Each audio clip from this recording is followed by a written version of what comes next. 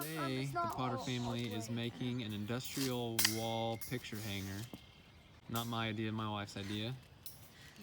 And what we're using here is just some industrial panel.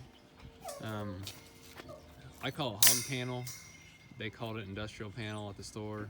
Utility It's just, panel. I'm sorry, it's utility panel. The utility panel is square. The hog panel is rectangle.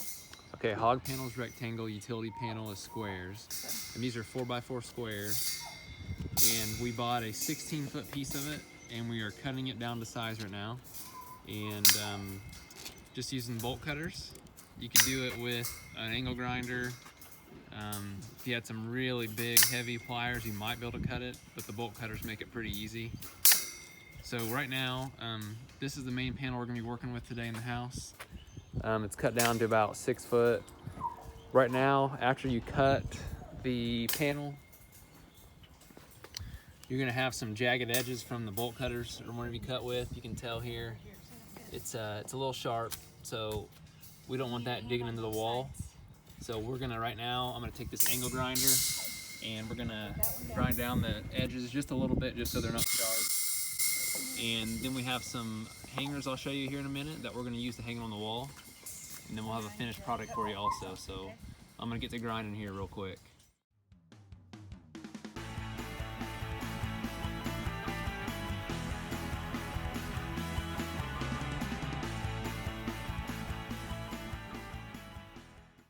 Okay, now that I have them ground down, you can kind of see here, they're not completely smooth. I want it to match the other side, so just kind of ground off the rough spots and the pointy spots. So I just took the grinder and kind of, back and forth over the end so they're rounded off, nothing crazy.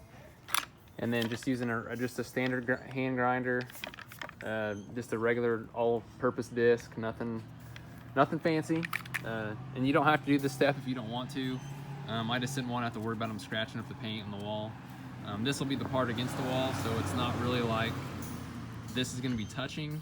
But as we're putting it up there, we might be moving it around, and it could happen. You could scrape the paint and down through the drywall, and just kind of try to avoid that, and just avoid trying to poke ourselves while we're putting it up there also. So now that we've got that done, we're going to use basically just some industrial mirror hangers to hang on the wall, and I'll show you when we get inside. But you can kind of tell this piece has a concave, just a warp to it, and it is also warped this way. So what we're going to do is put it on the wall like it sits here, and we'll put the hangers on the bottom and the ends, and that'll pull that warp out. We'll have our warp to where the hangers themselves will actually pull the warp back out of it. This being a big piece of panel like this, it's gonna be hard to find a piece that's not kind of warped a little bit.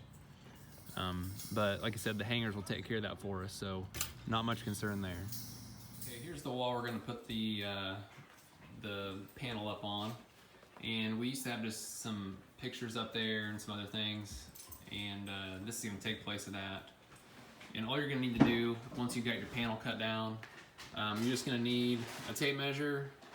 A stud finder is handy. If you don't have a stud finder, you can use a magnet, and I'll show you how to do that.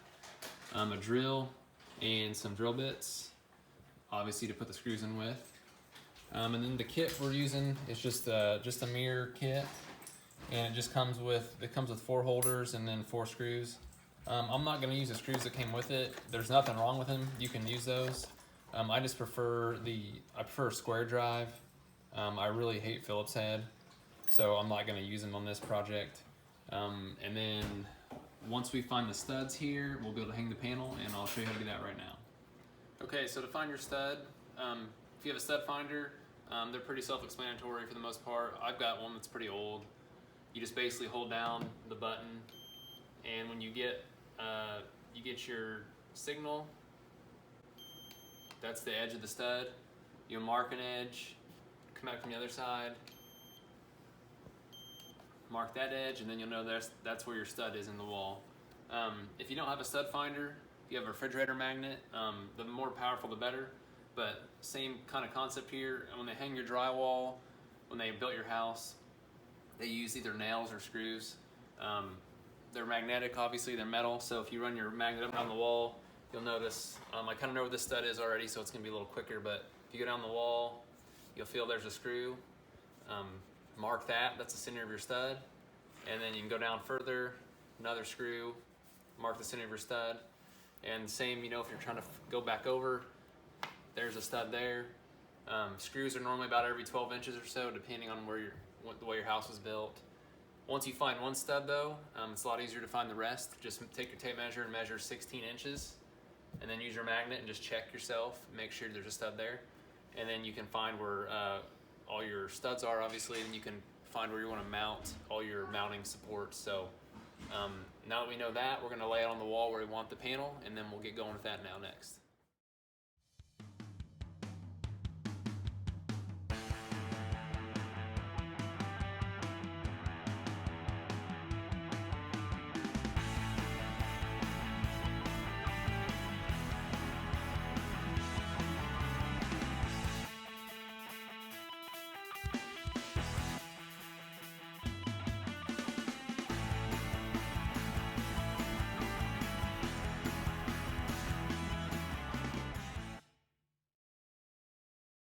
Okay, here's the finished product.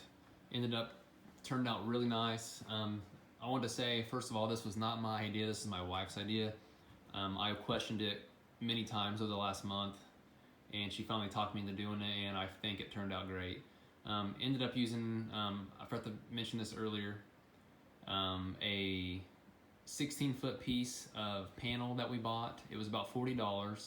We used about 6 feet of it, so we got 10 foot left over to do with what we please, I guess. And ended up doing just 4 mounting locations. So use the mirror mounts on the left, right, and then did 2 at the bottom also. And that held it really nicely. It's very sturdy. And my wife used these bulldog clips. They are just a rose gold bulldog clip to hold up the pictures and the plants that she's using right now.